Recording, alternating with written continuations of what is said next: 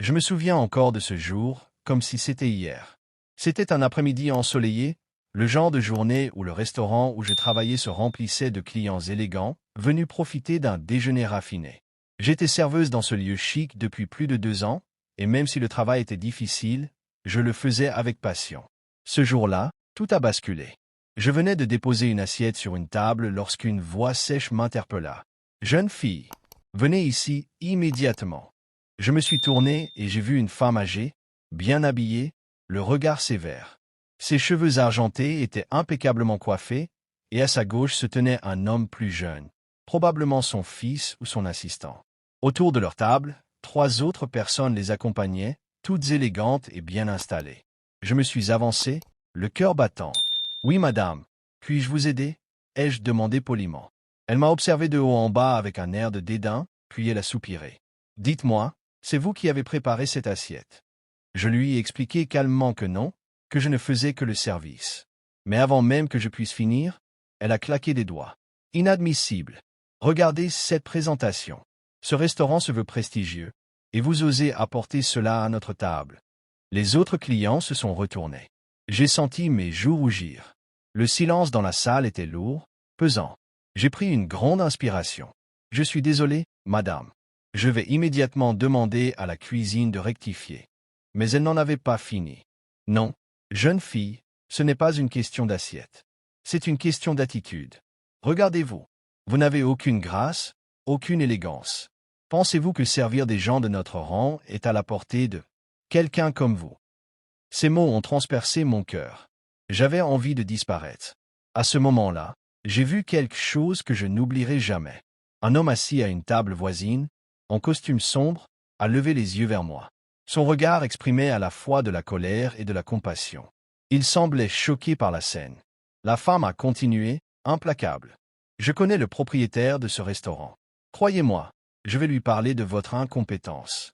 Vous n'avez rien à faire ici. » J'ai senti les larmes monter, mais je les ai retenues. Alors que je m'apprêtais à m'éloigner, une voix ferme s'est élevée dans la salle. « Ça suffit. » Tout le monde s'est tourné vers la source de cette voix.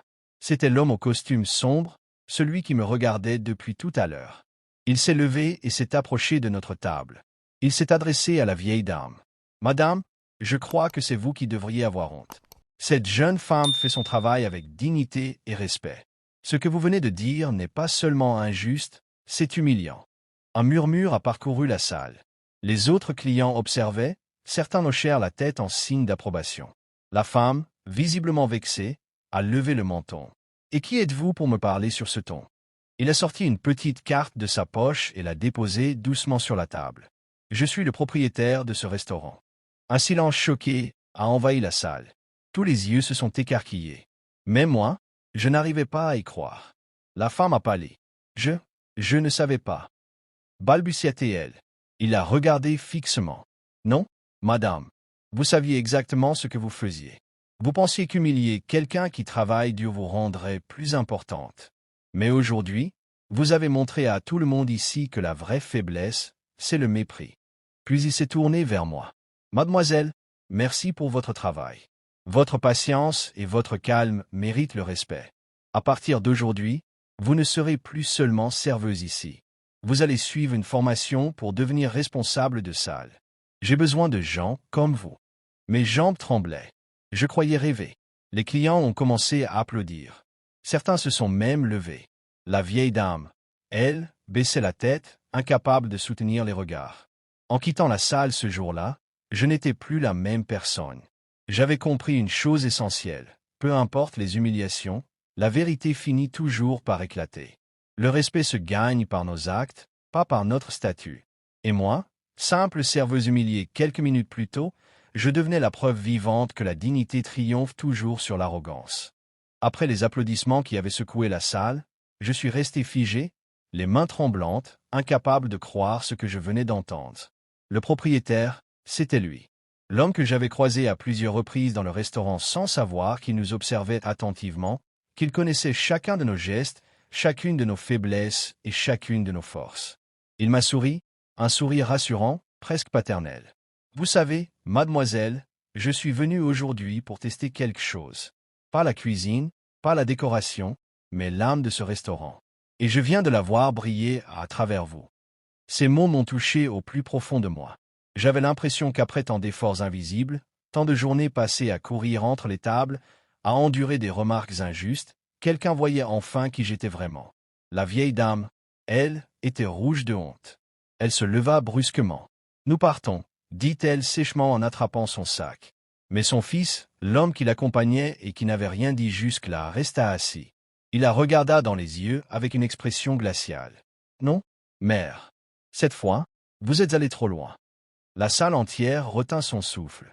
La femme s'arrêta net, surprise. « Comment oses-tu me parler ainsi ?» lança-t-elle, outrée. « Je vous ai toujours respecté, malgré vos excès, mais aujourd'hui, vous m'avez fait honte. Cette jeune femme mérite nos excuses. » Jamais je n'aurais imaginé entendre cela. Le fils d'une femme aussi arrogante prendre ma défense. Il se leva, s'inclina légèrement devant moi et dit « Mademoiselle, je vous prie de pardonner le comportement de ma mère. Elle n'aurait jamais dû vous parler ainsi. » J'étais bouleversé. Je n'arrivais pas à articuler un mot. Tout ce que je pus faire fut de hocher la tête en signe de compréhension. Le propriétaire reprit la parole. « Vous voyez, madame, l'argent peut acheter des repas chers, mais il ne pourra jamais acheter la noblesse du cœur. Aujourd'hui, dans cette salle, vous avez perdu plus que votre dignité. Vous avez perdu le respect de ceux qui vous entourent. » La vieille dame, tremblante, quitta la salle sous les regards désapprobateurs des clients. Son fils la suivit après m'avoir une dernière fois salué. Quand tout fut terminé, le propriétaire me fit signe de venir dans son bureau. Mon cœur battait si fort que j'avais l'impression qu'il allait exploser.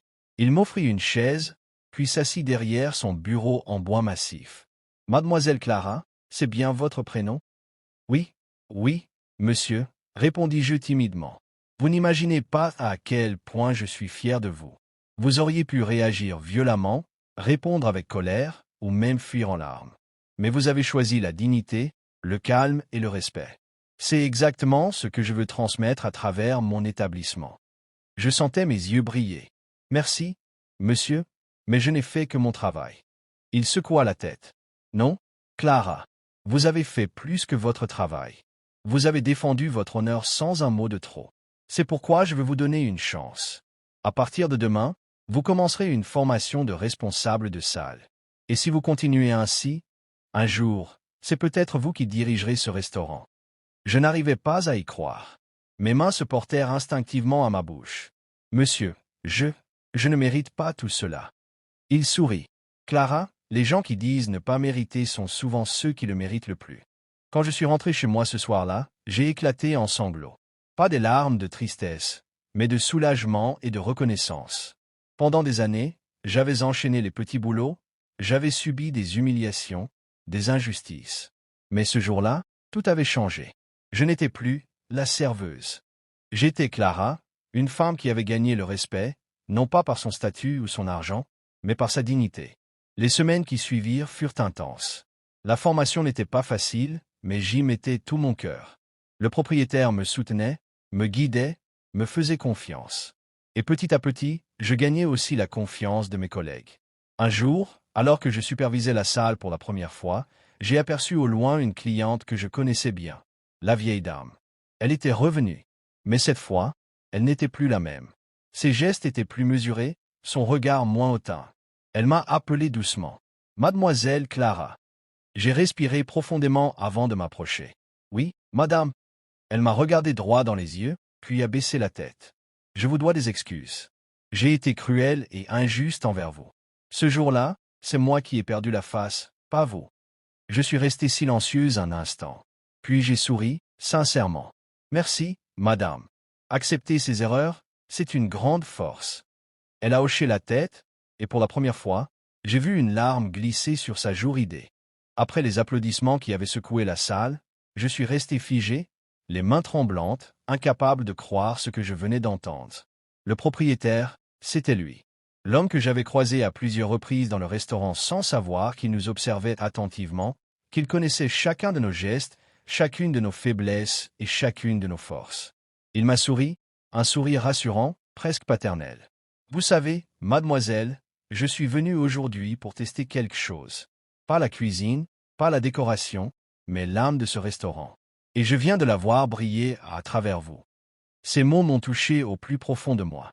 J'avais l'impression qu'après tant d'efforts invisibles, tant de journées passées à courir entre les tables, à endurer des remarques injustes, quelqu'un voyait enfin qui j'étais vraiment. La vieille dame, elle, était rouge de honte. Elle se leva brusquement. « Nous partons », dit-elle sèchement en attrapant son sac. Mais son fils, l'homme qui l'accompagnait et qui n'avait rien dit jusque-là, resta assis. Il la regarda dans les yeux avec une expression glaciale. « Non, mère. Cette fois, vous êtes allé trop loin. » La salle entière retint son souffle. La femme s'arrêta net, surprise. « Comment oses-tu me parler ainsi ?» lança-t-elle, outrée. « Je vous ai toujours respecté, malgré vos excès, mais aujourd'hui, vous m'avez fait honte. Cette jeune femme mérite nos excuses. » Jamais je n'aurais imaginé entendre cela.